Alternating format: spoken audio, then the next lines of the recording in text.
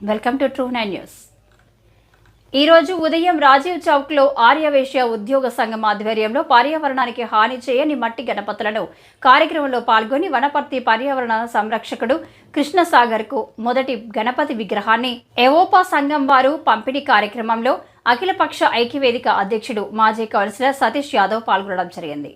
వనపర్తిలో చాలా కాలంగా సామాజిక సేవ చేస్తున్న ఎవోపా వారు ప్రజలకు అవగాహన కల్పిస్తూ పలు కార్యక్రమాలు ప్రజలకు మేలు చేస్తున్నారని, జనవరిలో క్యాలెండర్, జూన్ నెలలో విద్యార్థులకు పుస్తకాలు, బ్యాగులు పంచుతూ సెప్టెంబర్ నెలలో పర్యావరణ గణపతులను ప్రజలకు ఉచితంగా పంపిణీ చేస్తూ ప్రజాహిత కార్యక్రమాలను ముందుకు తీసుకువెళ్తున్న ఎవోపా వారిని అభినందిస్తూ కార్పొరేటర్ సంస్థలను ప్రోత్సహించొద్దని, చిరు వ్యాపారులను రక్షించాలని, చిన్న కిరాణా జనరల్ మిగతా వ్యాపారాలను లోకల్ వారిని రక్షించాలని సతీష్ యాదవ్ పిలుపునిచ్చారు.